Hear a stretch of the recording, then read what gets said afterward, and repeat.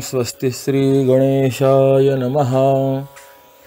ओम श्री सरस्वत्यै नमः।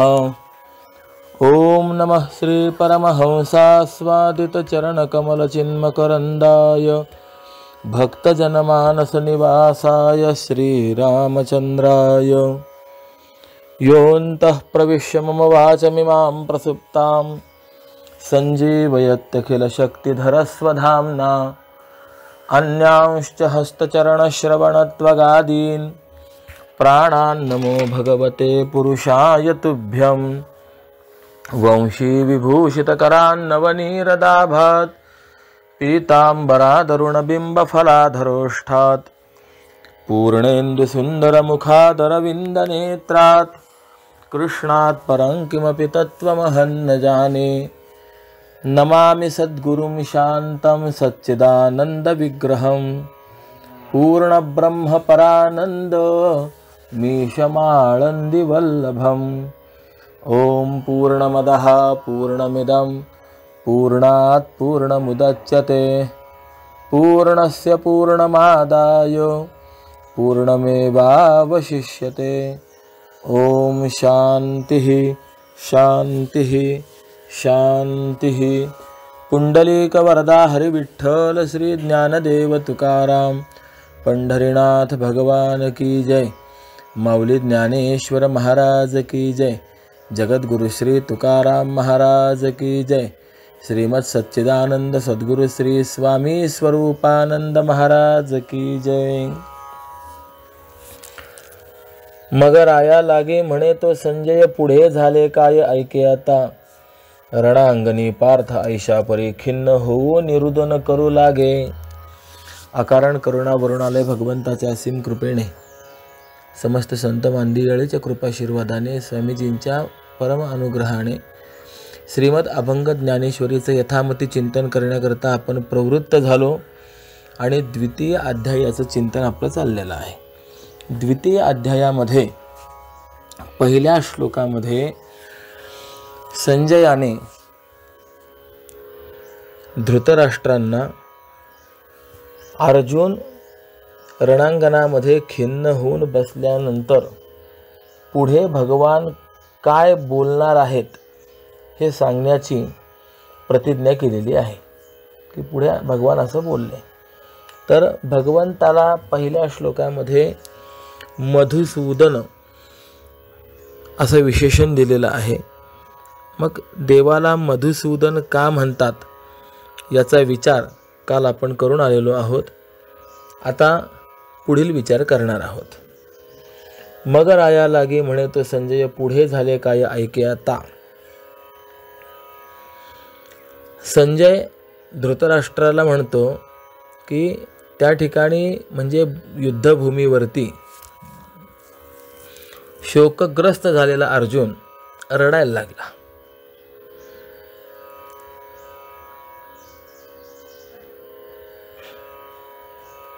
पहिल्या अध्यायाच्या शेवटच्या श्लोकामध्ये आपण असं पाहून आलो की अर्जुनाने रथावरनं खाली उडी घेतली आणि त्याने आपल्या हातातील धनुष्यबाण टाकून दिला। हे ऐकताच धृतराष्ट्राला असं वाटलं की बहुतेक अर्जुन हा आता रणांगण सोडून निघून जाणार आणि त्याला आनंद झाला। पण धृतराष्ट्राचे या आनंदाच्या अवस्थेतील संशय दूर करण्यासाठी संजय यांनी बोलायला सुरुवात केली की भगवान आता शोक करत असलेल्या या अर्जुनाला बोलेल। कारण वास्तविक अर्जुनाला शोकाकुल होण्याकरता कारण काहीच नव्हतं, कारण आतापर्यंत कोणी मरणाला प्राप्तही झालेलं नव्हतं। परंतु त्याने आता आपण युद्ध करणार आणि मग त्यात भीष्म द्रोणादिक मारले जाणार अशी समजूत करून घेऊन तो शोकग्रस्त झाला। आणि हा मोह उत्पन्न होण्याचं कारण काय, तर मी एक अर्जुन आणि हे बाकी सर्व माझे नातेवाईक अशा प्रकारचा अहम ममाभिमान, अहम आणि मम असा अभिमान त्याच्या ठिकाणी उत्पन्न झाला. म्हणून शंकर भाष्यामध्ये जगद्गुरु शंकराचार्यांनी असं वर्णन केलेलं आहे. अर्जुनेन राज्य गुरु पुत्र मित्र सुहृद स्वजन संबंधी बांधवेषु अहम येषां मम एते इति भ्रांती प्रत्यय निमित्त स्नेह विच्छेदादि निमित्तौ आत्मनः शोकमोहौ प्रदर्शितौ. अर्थात अर्जुनाने काय केलं, मी म्हणजे अर्जुन आणि हे बाकीचे सगळे जे आहेत ते माझे स्वजन आणि युद्ध म्हणजे पाप अशी समजूत आपल्या ठिकाणी करून घेतली. 18व्या अध्यायामध्ये याचं वर्णन आपल्याला पाहायला मिळतं. स्वदेहानाम अर्जुन परदेहानाम स्वजन संग्रामानाम मलिन पापाचार. आणि मी अर्जुन हे आत्मिक, यया वध करणे हे पातक, हे माया वाचून तात्विक काही आहे, अशा त्याने विचार केला आणि त्यामुळे तो मोहग्रस्त झाला. शास्त्रीय भाषेमध्ये या अभिमानालाच मोह, भ्रम, अध्यास अशी अनेक नावं आहेत. वेदांतामध्ये अध्यास हा 2 प्रकारचा सांगितला. एकाला म्हणतात कारणाध्यास आणि दुसऱ्याला म्हणतात कार्याध्यास. मग कारणाध्यास म्हणजे काय? कारणाध्यास म्हणजे कारणरूप अज्ञान, म्हणजे जीवाला आपल्या स्वरूपाचं, आत्मस्वरूपाचं यथार्थ रूपे ज्ञान नसणं याला कारणाध्यास म्हणतात. वस्तुतः जीव कसा आहे तर हा सच्चिदानंद स्वरूप आहे, परंतु त्या आपल्या सच्चिदानंद रूपतेचं भान नसणं असं जे आवरणात्मक अज्ञान आहे त्याला कारणाध्यास म्हणतात. आणि दुसरा कार्यरूप अध्यास, कार्याध्यास, कार्यरूप अज्ञान म्हणजे देह व मी आणि देहसंबंधी माझे या अहंकारादी जगताच्या प्रतीती रूपाने असणारं विशेषात्मक अज्ञान याला कार्याध्यास म्हणतात. देहालाच मी म्हणणं आणि देहासंबंधी जे आहेत त्या सगळ्यांना माझं म्हणणं याला कार्यरूप अज्ञान म्हणतात किंवा कार्याध्यास असं म्हणतात. मग या 2 अध्यासांपैकी कार्याध्यास जो असतो हा दुःखाला साक्षात कारण असतो. देहाला मी म्हणणं, देहसंबंधी जे आहे त्या सगळ्यांना माझं म्हणणं हे आपल्या दुःखाला साक्षात कारणीभूत आहे. आणि जो कारणाध्यास आहे म्हणजे मी कोण आहे याची ओळख नसणं हे दुःखाचं बीज असतं. कारण की स्वस्वरूपाचं अज्ञान झालं म्हणूनच पुढील सर्व अनर्थ परंपरा ही समोर प्रगट झाली. आपल्याला अनेक प्रकारच्या दुःखाला, अनर्थाला सामोरं जावं लागतं. का? तर आपण स्वस्वरूपाला विसरलो म्हणून. म्हणून कारणाध्यास हे दुःखाचं बीज आहे आणि कार्याध्यास हे साक्षात दुःखाला कारणीभूत आहे. आणि मग या कार्याध्यासामध्ये सुद्धा म्हणजे या कार्याध्यासाचे अहंकार अध्यास आणि ममाकार अध्यास असे 2 प्रकार आहेत. अहंकार अध्यास म्हणजे देहाला मी म्हणणं. तर हा जो अहंकार अध्यास आहे अर्थात अहंता जी आहे ही कमी दुःख देणारी असते. कारण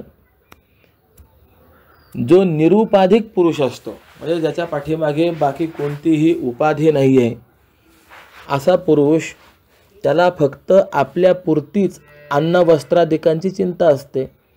म्हणजे फक्त आपल्या देहापुरताच त्याला विचार करण्याची गरज असते. परंतु जो संसारी मनुष्य आहे त्याला मात्र सर्व कुटुंबाचं पाहावं लागतं. एखाद्या वेळेला स्वतःला जेवायला मिळालं नाही तरी चालेल, फार वाईट वाटणार नाही. पण बायका मुलं उपाशी राहिली तर त्याला अतीव दुःख होतं. असं होतं की नाही, स्वतः आजारी नसतो पण मुलगा पत्नी आजारी असली तर मनुष्याला अन्न गोड लागत नाही. म्हणजेच स्वकीयांच्या अस्वस्थतेत किंवा अपूर्णतेत हा स्वतःला अस्वस्थ किंवा अपूर्ण मानतो आणि त्यांच्या स्वस्थतेत किंवा पूर्णतेत मनुष्य हा स्वतःला स्वस्थ व पूर्ण मानतो. म्हणून अध्यास भाष्यामध्ये असं वर्णन केलेलं आहे, पुत्र भार्यादिषु विकलेषु सकलेषु वा अहमेव विकलः सकलो वेति बाह्य धर्मान आत्मनी अध्यस्यती. तो बाह्य धर्म जे आहे त्यांचा स्वतःवरती असा अध्यास करतो. म्हणजे एकंदरीत जर आपण पाहिलं तर मी देह आहे असं म्हणण्यापेक्षा हे माझे आहेत असं म्हणणं जे आहे हे अधिक दुःखाला कारणीभूत ठरतं. देहाहंकारापेक्षा ममकार अध्यास जो आहे हा अधिक दुःख देणारा ठरत असतो. म्हणून सुभाषितकारामध्ये असं वर्णन आलंय, ममेति मूलम दुःखस्य निर्ममेति च निर्वृतेः शुकस्य विगमे दुःखम न दुःखम गृहमूषके. अर्थात मम हे दुःखाचं मूळ आहे आणि निर्ममत्व हे सुखाचं कारण आहे. पिंजऱ्यातून पोपट गेला तर माणसाला दुःख होतं, पण घरातून उंदीर गेला तर दुःख होतं का? होत नाही. त्याप्रमाणे आता अर्जुनाचा जर आपण विचार केला तर अर्जुनाच्या ठिकाणी अहंकारापेक्षा म्हणजे देहाहंकारापेक्षा हा ममकार उत्कटतेने वाढला होता. स्वतःच्या देहाविषयी त्याला तितकं प्रेम नव्हतं. म्हणून तो म्हणतो ना, मी मेलो तरी चालेल परंतु मी मात्र कौरवांना मारणार नाही. म्हणजे स्वतःच्या देहावरती तो उदार झाला, परंतु भीष्म, द्रोण, कौरव इत्यादिकांच्या विषयी मात्र अति आसक्त होता. अर्थात त्याच्या ठिकाणी देहाहंकार हा कमी होता, परंतु ममता मात्र वाढल्या गेली. म्हणून तो म्हणाला, या कौरवा जरी वधावे तरी युधिष्ठिराधिका का न वधावे, हे येर येर आघवे गोत्र जामुचे. जर कौरवांना मारायचं तर धर्मराज युधिष्ठिर इत्यादिकांनाच का मारू नये, कारण की हे तर सगळे आप्तस्वकीयच आहेत ना. आणि या ममाभिमानानेच अर्जुन शोकाकुल झाला होता. आणि असा जो काही अहम अभिमान किंवा ममाभिमान आहे त्याला शास्त्रामध्ये मोह म्हटलेला आहे. म्हणून पद्मपुराणामध्ये असं वर्णन आहे, मम पिता मम माता ममेयम गृहिणी गृहम एवं विधम ममत्वम यत समूह इति कीर्तितः. माझी आई, माझे वडील, माझी पत्नी असं अनात्म पदार्थांच्या ठिकाणी असलेलं जे ममत्व आहे त्या ममत्वालाच मोह असं म्हणतात. अर्जुनाच्या ठिकाणी तर सामान्य मोह नाही, महामोह आपल्याला पाहायला मिळतो. शास्त्रकारामध्ये महामोहाचे 10 प्रकार सांगितलेले आहे.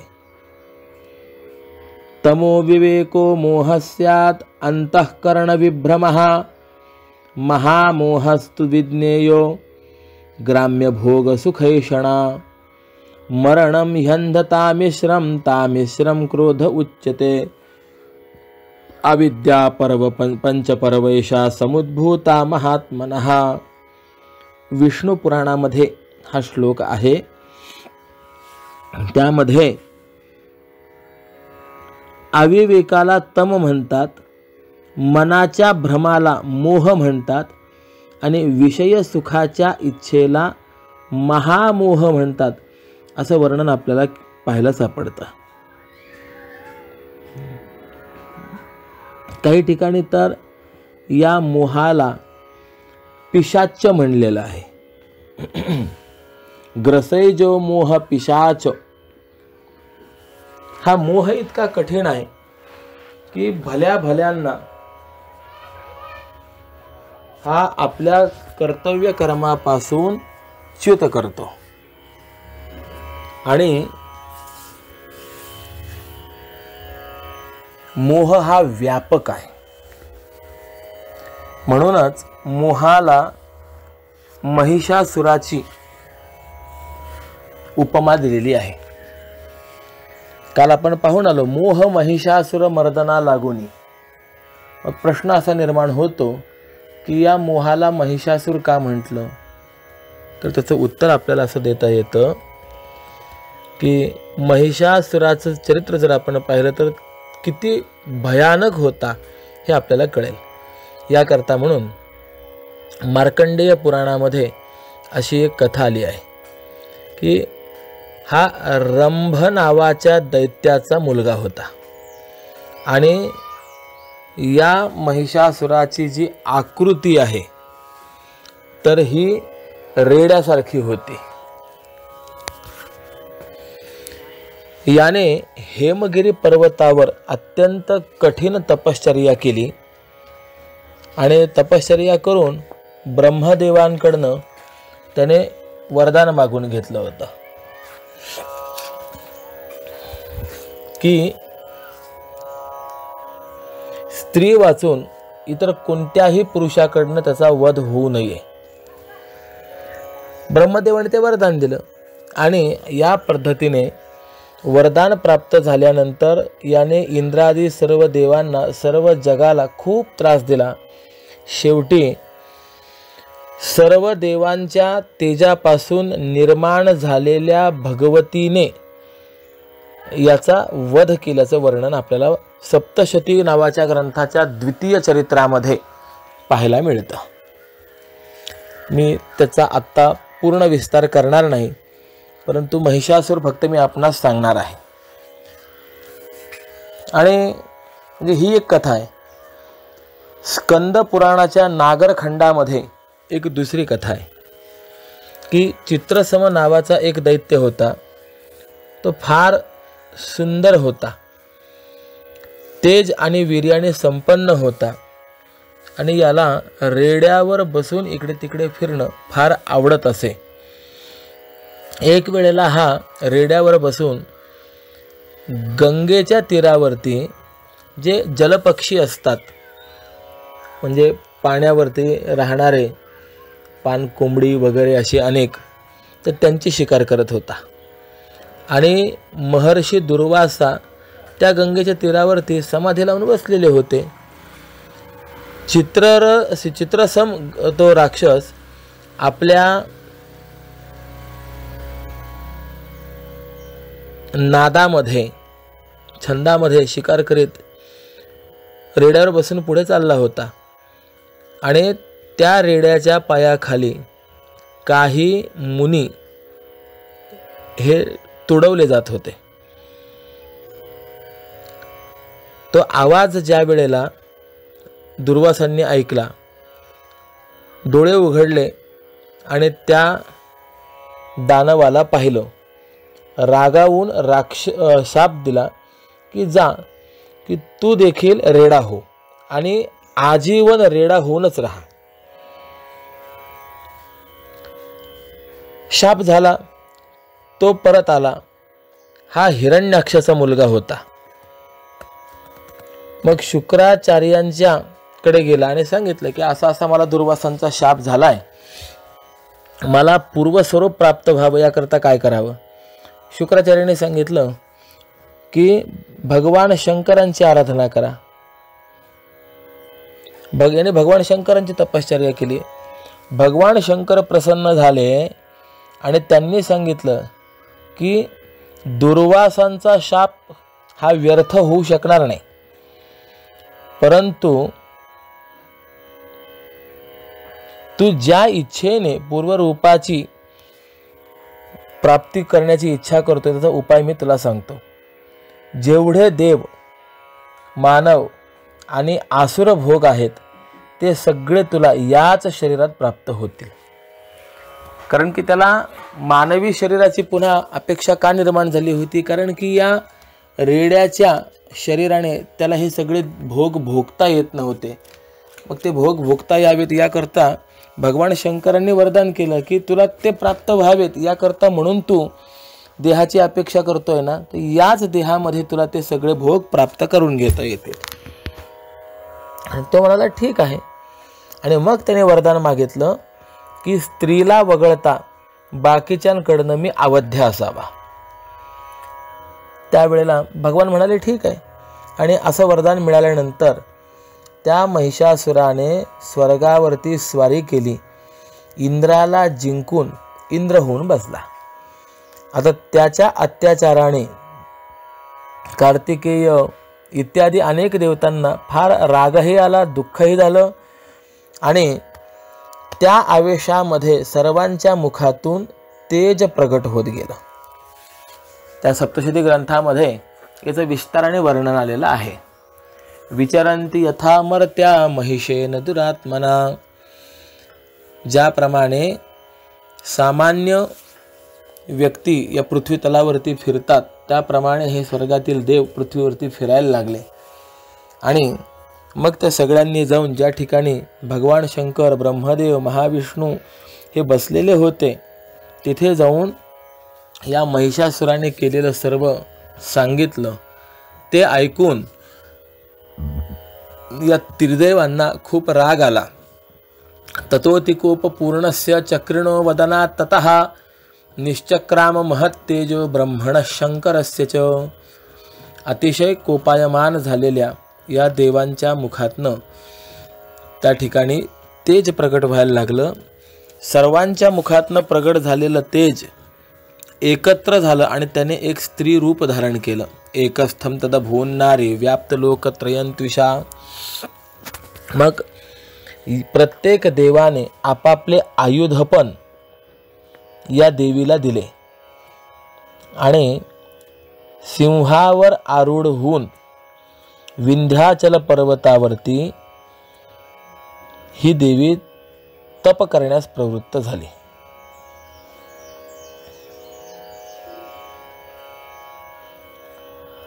आणि त्या देवीने मग त्या महिषासुराला युद्धाकरता आवाहन केलं. महिषासुर युद्धाकरता आला. ज्या वेळेला तो युद्ध करत होता त्यावेळेला त्याने रेड्याचं स्वरूप धारण केलेलं. इतकं अवाढव्य त्याचं स्वरूप.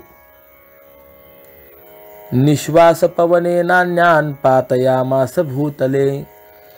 त्याने आपलं मस्तक ज्या वेळेला हलवलं तर त्याच्या शिंगांनी आकाशातली ढग छिन्न भिन्न झाले. धृतशृंग विभिन्नाश्च खंडम खंडम ययुर्घनाहा.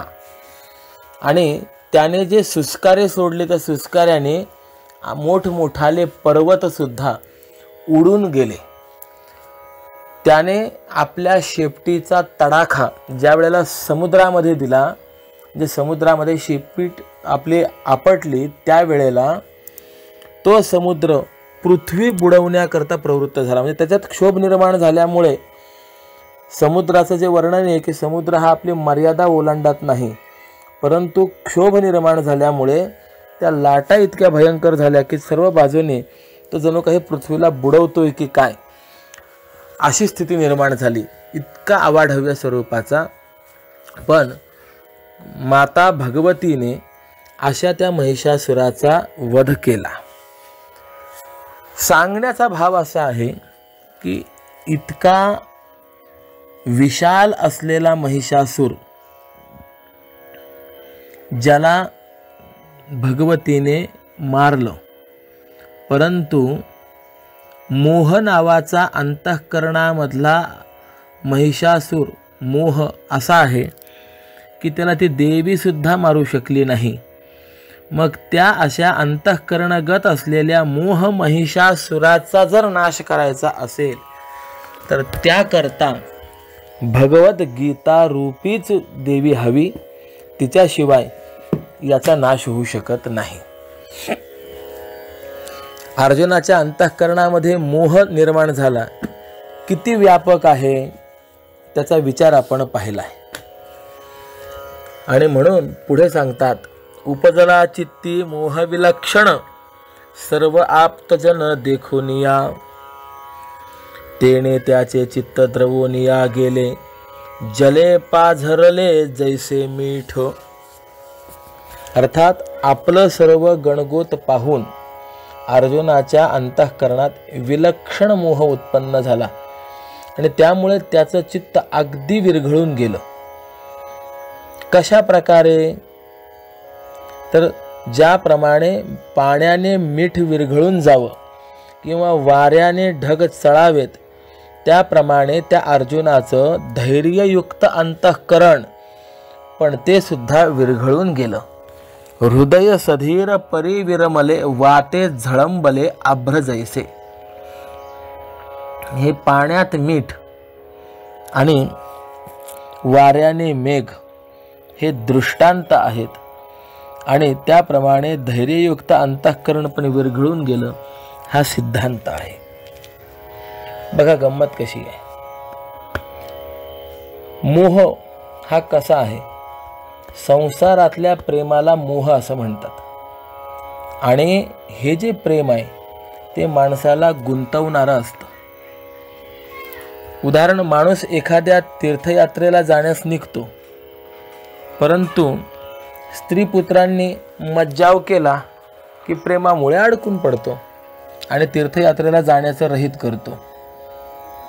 म्हणून तुकोबाराय म्हणतात, गुंतलो या संसारे कैसा झालोसे अंध, मी माझे वाढवुनी माया तृष्णेचा बाध, स्वहित न दिसेची केला आपुला वध, लागले काळ पाठी सवे काम हे क्रोध. या संसारामध्ये कसा गुंतून मी आंधळा झालो.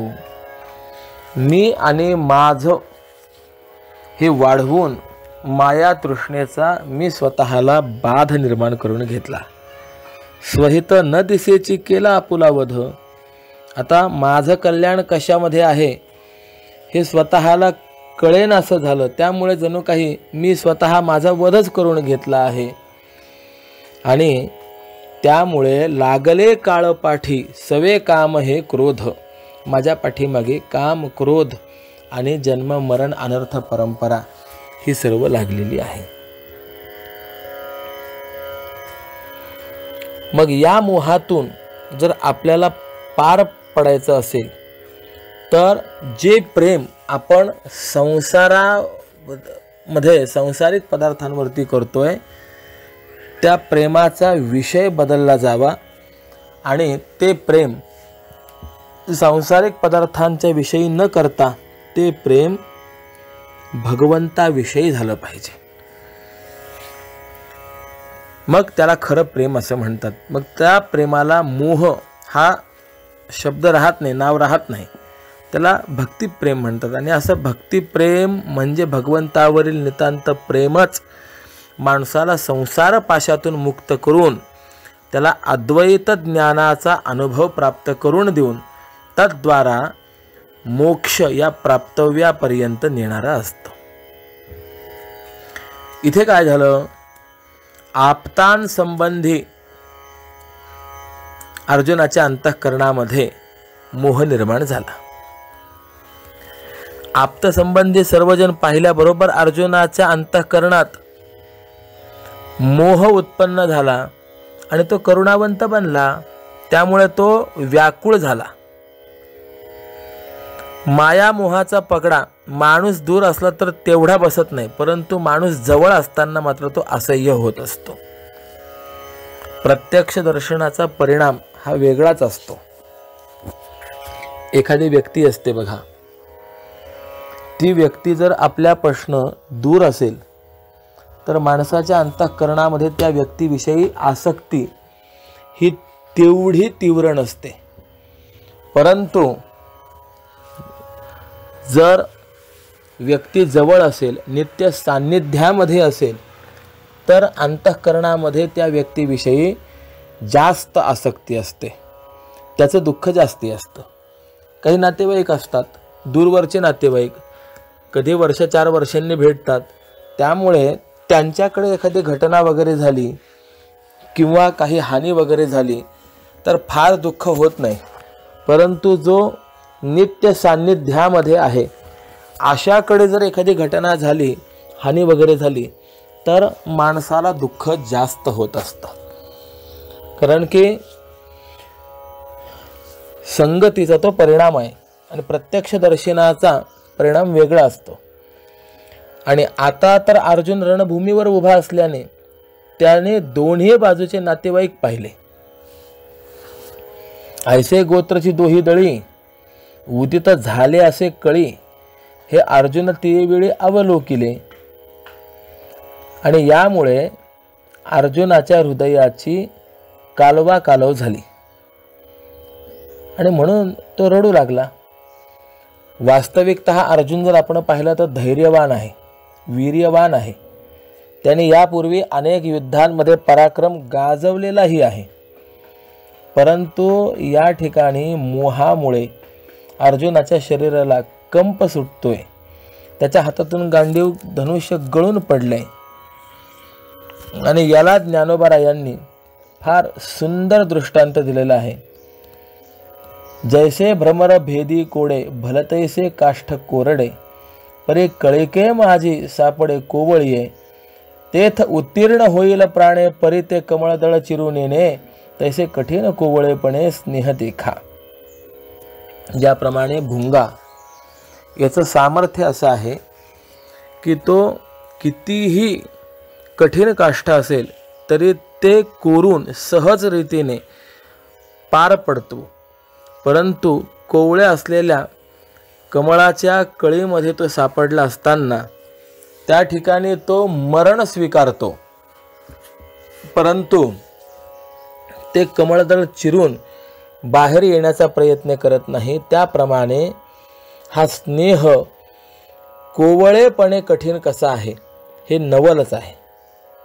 उदाहरणार्थ, जसं रवा व साखर यांचं एकीकरण होऊन त्यांचं लाडू बनण्यास तूप हे कारण आहे, त्याप्रमाणे प्रपंचात आप्तेष्ट एकमेकांशी जी जखडली जातात याचं कारण प्रेम किंवा स्नेह आहे.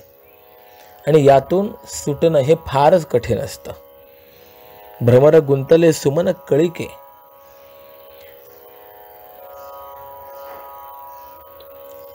अंतःकरण जर स्नेहशून्य असेल तर ते द्रवतच नाही.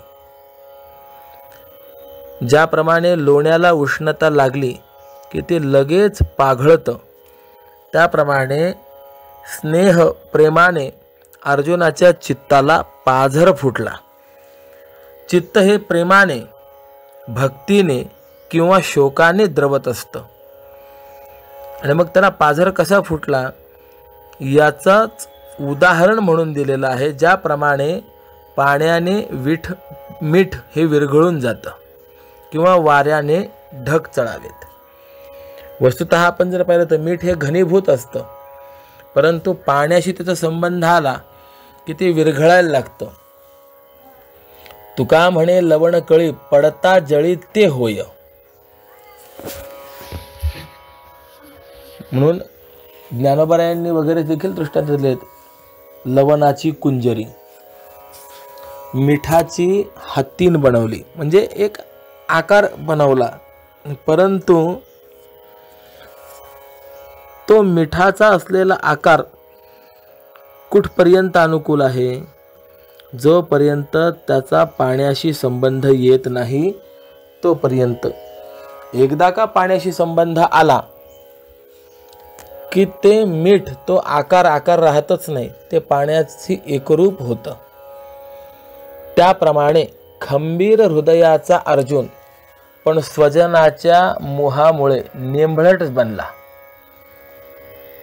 अर्जुन जर आपण पाहिलं तर मुळात धैर्यवान होता, तो अजिबात भित्रा नव्हता, परंतु केवळ स्नेहामुळे त्याचं हृदय द्रवलं. असं असतं. प्रेम स्नेह हा माणसाला रडवीत असतो. म्हणून उपनिषदांमध्ये एक वाक्य आलेलं आहे, प्रियम त्वाम रोत्स्यती, हे प्रेम तुला रडवेल. आसक्ती माणसाला रडवत असते, दुःखाला कारणीभूत होत असते. भागवतामध्ये सुद्धा असं वर्णन आलेलं आहे. सुतः कस्य धनं कस्य स्नेहवान ज्वलते निशम. स्नेह या शब्दाचा एक अर्थ तेल असाही होतो. थोडा विचार करा की दिवा कुठपर्यंत जळतो. त्याचं उत्तर आहे जोपर्यंत दिव्यामध्ये तेल आहे तोपर्यंत. आणि तेलाला स्नेह म्हणतात. म्हणजे याचा अर्थ तेल आहे तोपर्यंत जसं दिव्याचं जळणं आहे त्याप्रमाणे अंतःकरणामध्ये जोपर्यंत स्नेह आहे तोपर्यंत या जीवाचं सुद्धा शोकाग्नीमध्ये जळणं होत असतं. आणि एकदा का ते चित्त स्नेह शून्य झालं की मग तो जीव कोणत्याही प्रकारच्या दुःखाला प्राप्त होत नाही.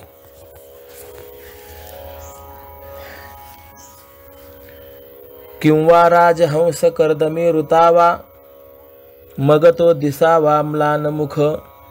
तैसा दिसे पार्थ अतिकोमे जला कारुण्ये व्यापिला म्हणून या.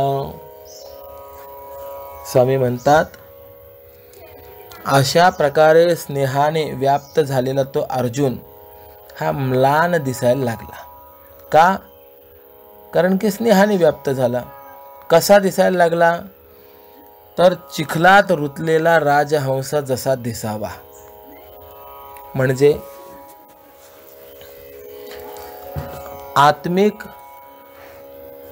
आणि आत्मसंबंधी म्हणजे स्वतः संबंधी आणि स्वकीय संबंधींचा असा दोन प्रकारचा मोह आहे. मी जगी एक अर्जुन ऐसा देही वाहे अभिमान आणि कौरवांते इया स्वजन आपुले म्हणे.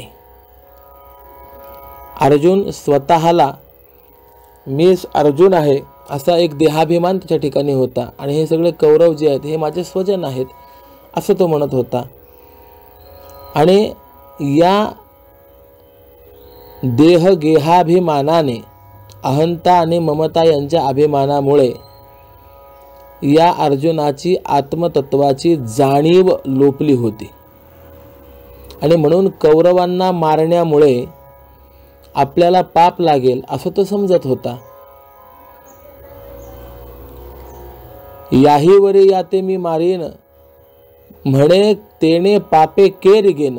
ऐसे देखत होतो दुस्वप्न तो चेवविला प्रभू. म्हणजे मी कौरवांना मारीन वगैरे असं म्हणत होतो, परंतु हे फार मोठं एक दुष्ट स्वप्नच होतं. या पापामध्ये मी कसं प्रवृत्त व्हावं? बरं झालं ईश्वराने मला वेळेवर जाग केलं अशी त्याची भावना झाली. मी मारणारा आहे आणि ते मरणारे आहेत या समजुतीने तो मोह व्याप्त झाला. आकाशात स्वैर विहार करणारा राजहंस मोत्याचा चारा खाणारा असतो असं मानतात. काय आहे? मोती हे राजहंसाचं भक्ष्य आहे असा कवींचा संकेत आहे. आणि राजहंसाचं वैशिष्ट्य असं की निरक्षीर विवेक त्याच्या ठिकाणी आहे. घेतो हंस जसा पयोन्वित दुधापासोनी. घेतो हंस जसा पयोन्वित जलापासोनी एका दुधा. म्हणजे पाणी आणि दूध हे एकत्र जर झालेलं असेल तर त्यातून दूध तेवढं वेगळं काढण्याची शक्ती ही राजहंसाकडे आहेत असं मानलं जातं.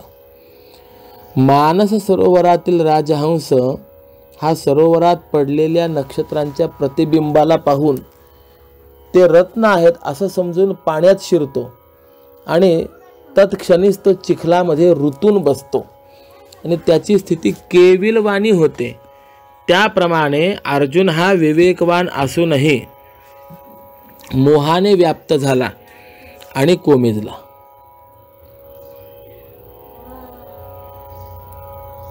तसा हत्तीच्या पिलासारखा असलेला अर्जुन स्वजन मोहाने प्रेमरूपी चिखलात रुतला आणि त्यामुळे तो निस्तेज झाला.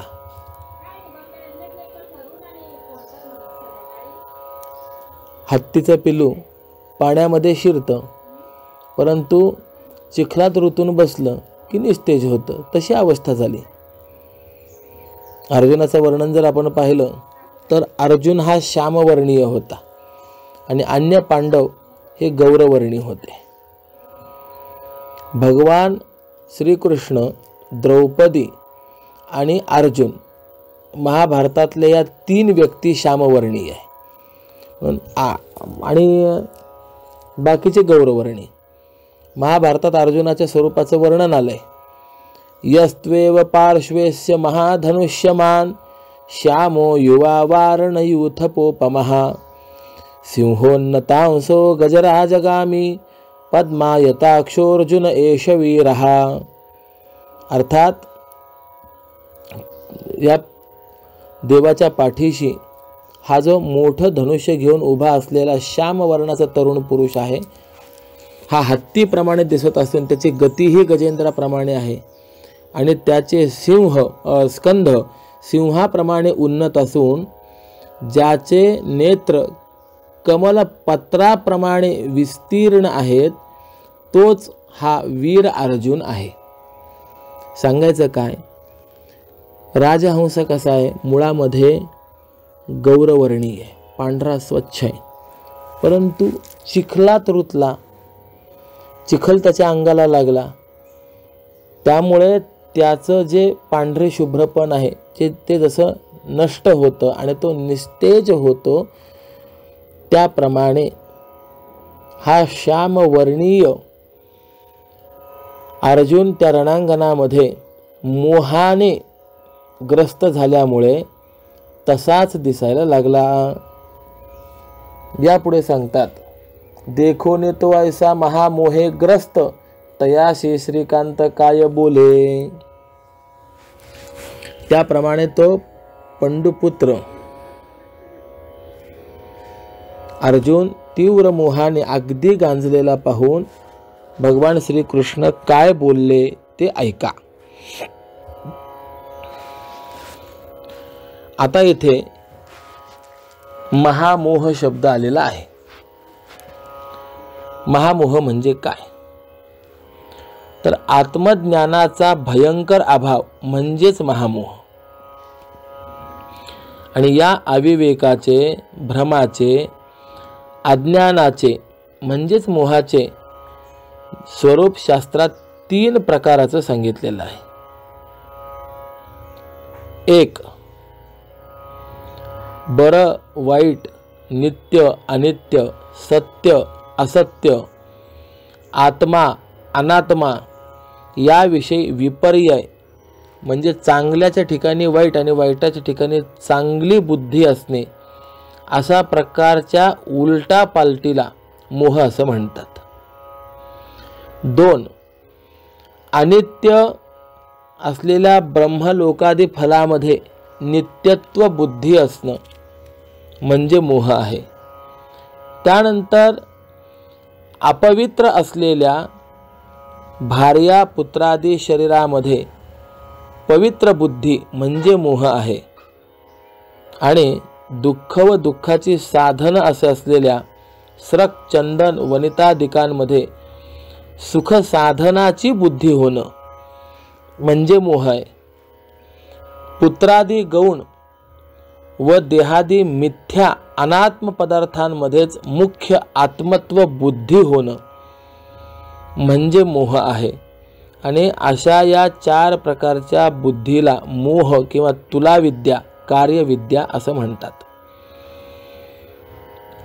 जड, अनित्य, दुःखमय अशा देहाती अनात्म वस्तूंच्या ठिकाणी नित्य, शुद्ध, सुखमय व आत्मा अशी बुद्धी ठेवणं यालाच अविद्या, अज्ञान किंवा मोह असं म्हटलं गेलेलं आहे. म्हणून पातंजली योग दर्शनामध्ये पतंजलीने देखील असाच विचार मांडलेला आहे. अनित्याशुची दुःखानात्मसो नित्यशुची सुखात्मक ख्याती ही अविद्या. जे अनित्य आहे त्यांना नित्य मानणे, जे अशुची अपवित्र आहे त्यांना पवित्र मानणे, जे दुःख स्वरूप आहेत त्यांनाच सुख स्वरूप मानणे आणि जे अनात्म पदार्थ आहेत त्यांना आत्मस्वरूप मानणे ही अविद्या आहे. 4 प्रकाराने अविद्येचं आक्रमण जीवावरती सांगितलेलं आहे. बघा कसं आहे. अनित्य अशुची दुःखानात्मसु. अनित्य काय आहेत? सर्व जग जे आहे ब्रह्मादी लोकापर्यंत ते सगळं अनित्यच आहे. कोणतंही कायमस्वरूपी टिकणारं नाही आहे. परंतु अशा अनित्य पदार्थांना नित्य मानणे. थोडासा आपण विचार करा ना, जग नित्य आहे का अनित्य आहे? जग हे अनित्य आहे, परंतु त्या अनित्य जगालाच आपण नित्य मानतो. अविद्या आहे. त्यानंतर अशुची. देहाचा जर आपण विचार केला तर देह पवित्र का अपवित्र हो? देह हा अपवित्रच आहे. म्हणून तुकोबरायांनी तर एका अभंगामध्ये असं वर्णन केलेलं आहे. शरीर दुःखाचे कोठार, शरीर रोगाचे भांडार, शरीर दुर्गंधीची थार, नाही अपवित्र शरीरा ऐसे. शरीराचा जर आपण विचार केला तर ते दुःखाचं कोठार आहे. आपल्याकडे काही कणग्या वगैरे आपल्याला माहिती किंवा बळद जर कुणी पाहिलेले असतील तर त्यांना हा दृष्टांत लवकर लक्षात येईल. मी बळद पाहिलेले आहेत. पूर्वीच्या घराच्या भिंती 5-5, 6-6 फूट रुंदीच्या भिंती आणि मग अशा त्या भिंतींमध्ये बळद असायचं. हो, त्या बळदामध्ये धान्य वगैरे ठेवायचं. त्या बळदाला पूर्ण एक छिद्र आणि त्या ठिकाणी लावलेली एक फळी. आता बळद धान्याने भरलेलं असायचं. आपण धान्य अपेक्षित असलं की तेवढी फक्त फळी वरती करायची की आतमधनं धान्य बाहेर पडणार. जेवढं धान्य अपेक्षित आहे तेवढं धान्य काढून घ्यायचं. पुन्हा एकदा फळी खाली टाकली की ते सुरक्षित. अर्थात बळदामधून आपल्याला पाहिजे तेवढं धान्य काढता येतं, कणगीमधनं, कोठारातनं. त्याप्रमाणे शरीर हे कोठार आहे. पण कशाचं कोठार आहे? शरीर दुःखाचे कोठार. दुःखाचं कोठार आहे. पाहिजे तेवढी दुःख या शरीरामधून आपल्याला प्राप्त होतात. शरीर रोगाचे भांडार. शरीर हे रोगाचं भांडार आहे. किती रोग आहेत सांगता येत नाही. एक रोग निर्माण होतो, त्याच्यावरचा उपाय मिळतो ना मिळतो की तोपर्यंत दुसरा रोग निर्माण होतो. अनंत रोग आहेत. शरीर दुर्गंधीची थार. शरीर ही दुर्गंधीचं आश्रयस्थान आहे. विचार करा, आपल्या शरीरातनं बाहेर पडणारा एक तरी पदार्थ असा आहे का जो सुगंधी आहे किंवा जो जतन करण्यास योग्य आहे, सांभाळून ठेवण्यास योग्य आहे? कधीतरी असा विषय आहे का की अहो शिंबूड आपल्याच नाकातनं बाहेर पडलेला आहे, परंतु तो जरा जपून ठेवावा बरं का? नाही. एकही पदार्थ असा नाही आहे की जो पवित्र आहे. त्यामुळे नाही अपवित्र शरीरा ऐसे. शरीरासारखी अपवित्र वस्तू जगात नाही. किंबहुना चांगली वस्तू पण शरीराच्या संगतीला प्राप्त झाली की त्या चांगल्या वस्तूला देखील अपवित्रता प्राप्त होते. नाना सुद्रव्ये गोमटी, शरीरी झाली या पैठी. काय झालं?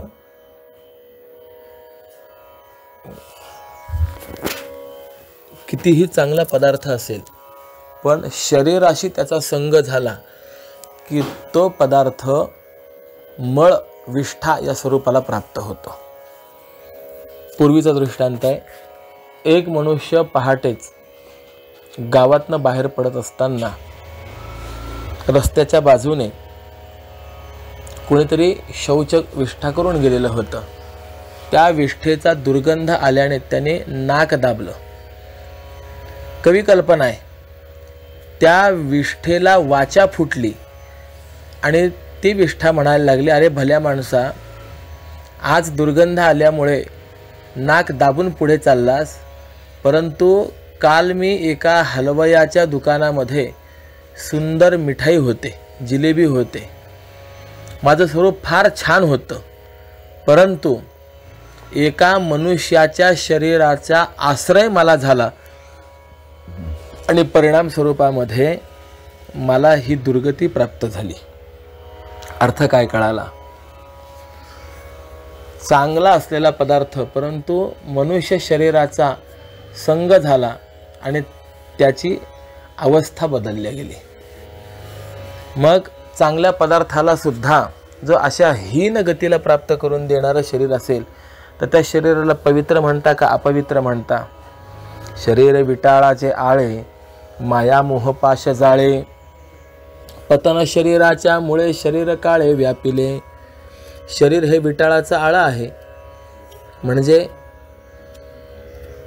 शरीर जन्माला आलं तरी नातेवाईकांना सोयर आहे, जनना शौच आहे, आणि शरीर मरणाला प्राप्त झालं तरी सूतक आहेच. मग ते शरीर पवित्र कसं म्हणता? पण अशा अपवित्र शरीराला पवित्र मानणं अविद्या आहे. संसार हा दुःखरूप आहे, संसार दुःखमूळ चहूकडे इंगळ, परंतु त्या दुःखरूप संसाराला सुखरूप मानणं अविद्या आहे. आणि देह हा कधीही आत्मा होऊ शकत नाही. देह संबंधी बायका मुलं हे आत्मा नाहीत, परंतु त्यांना आत्मस्वरूप मानणं, मीच मानणं ही अविद्या आहे. महामोहाचा आपला विचार चाललेला आहे. अर्जुन हा स्वतःला देह समजत होता आणि त्याच्या ठिकाणी स्वजनासक्ती होती. हा मोह त्याच्या ठिकाणी निर्माण झाला आणि म्हणून युद्ध हे धर्म्य असताना, म्हणजे क्षत्रियाचा तो धर्मच असताना किंवा स्वभाव प्राप्त आणि अपरिहार्य कर्तव्य असताना ते युद्ध पाप समजून तो टाळू पाहत होता. म्हणजेच त्याच्या ठिकाणी अविवेक होता, मोह होता. मोह हे नेहमी अज्ञानाचं कार्य आहे. यथार्थ स्वरूपाचं भान नसणं त्यालाच अज्ञान असं म्हणतात. आणि हे अज्ञान अनादी कालापासून आहे. काय आहे? बऱ्याच गोष्टींना सुरुवातही असते आणि शेवटही असतो, परंतु काही गोष्टी अशा आहेत की ज्यांना सुरुवातच नाही आहे, जे अनादी आहेत. मग किती पदार्थ अनादी आहेत? वेदांताने सांगितलं, ईश जीव ईशो विशुद्धाचित तथा जीवेशयोर्भिदा अविद्या तच्चितोर्योग षडस्माकमनादयः. जीव, ईश्वर, विशुद्ध परब्रह्म, जीवेश्वरांचा भेद, अविद्या आणि ब्रह्म आणि अविद्या यांचा संबंध, हे 6 तत्व वेदांताने अनादी मानलेले आहेत. आवरण आणि विक्षेप अशा झोपेच्या 2 शक्ती आहेत. त्याचप्रमाणे अज्ञानाच्याही आहेत. काय होतं बघा, झोप ही जागृतीतील स्वरूपाचा माणसाला विसर पाडतं आणि त्याच्या ठिकाणी नसलेलं असलेलं असं विचित्र स्वप्न पाडते. अशा विसराला आवरण म्हणतात. आणि विक्षेप म्हणजे काय? विपरीत ज्ञान किंवा भ्रम. तसंच ह्या समयी जीवात्म्याला अज्ञानरूपी गाढ निद्रा लागते, म्हणजे त्याच्या ठिकाणी अज्ञान बळावतं व त्यामुळे त्याला आपल्या आत्मस्वरूपाचा विसर पडतो. अज्ञानाच्या आवरण शक्तीचं हे कार्य आहे. आणि आपल्या यथार्थ स्वरूपाचं जीवाला भान होऊ न देणं त्याला आवरण असं म्हणतात. असा आत्मस्वरूपाचा विसर पडल्यानंतर त्या जीवात्म्याच्या ठिकाणी प्रथमतः मी ब्रह्म आहे का शरीर आहे असा भ्रम निर्माण होतो. आणि यामागे अज्ञानाचा जोर असल्यामुळे जीवात्मा अंती आत्मस्वरूपाहून विलक्षण असं जे शरीर आहे ते शरीरच मी आहे असा निश्चय करतो आणि त्या शरीराशी तादात्म्य होऊन अनंत प्रकारचं दुःख भोगत राहतो. म्हणून माऊलींनी असं म्हटलेलं आहे, तै अज्ञान एक रूढे तेणे कोहम विकल्पाचे मांडे, मग विवरुणी की जे पुढे देहोहम ऐसे. अज्ञान वाढलं की मग तो शेवटी देहोहम, मी देह आहे असं म्हणायला लागतो. बघा, जीवात्मा हा स्थूल व सूक्ष्म शरीराशी एकरूप होतो. मी करता, मी भोगता, मी जन्मणारा, मी मरणारा, मी पुण्यशील, मी पापी, मी सुखी, मी दुःखी असं तो स्वतःला समजतो. यालाच शास्त्रीय भाषेमध्ये विक्षेप असं म्हणतात. आणि या अज्ञानालाच कार्यरूप अज्ञान किंवा कार्याध्यास असं म्हटलंय. आपण मागे पाहून आलोय. आणि कार्यासह जे मूळ अज्ञान त्याला महामोह म्हणतात. म्हणजे कारणाध्यासाला महामोह म्हणतात. म्हणून या मोहात दोन्हीही अध्यासांचा अंतर्भाव होतो. माणूस मी आणि माझं या महामोहाने गांजून जातो. ज्यावेळेला माणूस जन्माला येतो त्यावेळेला त्याला नाव तरी असतं का? काहीच नसतं. उपजली या बाळकासी नाव नाही तयापाशी, ठेविलेनी नावेसी ओ देत उठी.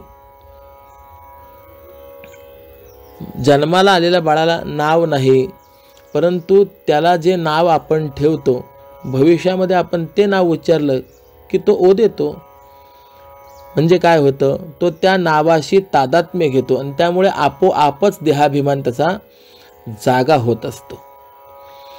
आणि असा स्वतःच्या ठिकाणी देहाभिमान जागा झाल्यानंतर माणसाच्या ठिकाणी आईवडिलांविषयी मोह उत्पन्न होतो. त्यानंतर मग पुढे तारुण्याचा मद येतो. बाळपण गेले नेणता तारुण्य दशे विषय व्यथा. आणि अशा रीतीने जीवन पुढे जात असताना अंती मनुष्य जेरीस येऊन मरतो आणि स्वस्वरूपाचं ज्ञान न झाल्यामुळे जन्म मरणाच्या भोवऱ्यामध्ये तो सापडत राहतो. तसा अर्जुनही असाच महामोहाच्या योगाने जर्जर झाला आणि त्याने त्याच्या हातातील धनुष्य गळून पडलं.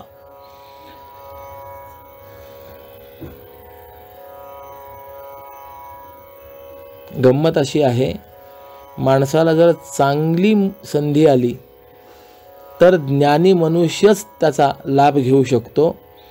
सगळ्यांनाच त्या संधीचा लाभ घेता येत नाही. त्याप्रमाणे देवांनी अर्जुनाच्या मोहाच्या निमित्ताने जगाला मुक्ती मार्गाचं दिग्दर्शन केलं. अर्जुनाची ती अवस्था पाहिली. देवाने विचार केला, हीच संधी आहे अर्जुनाला निमित्त करून आपल्याला जगाला ज्ञान सांगण्याची. बरं, अर्जुनालाच हे ज्ञान का सांगितलं? त्यावेळेला मोहग्रस्त तर धृतराष्ट्रही होता. धृतराष्ट्राला का सांगितलं नाही?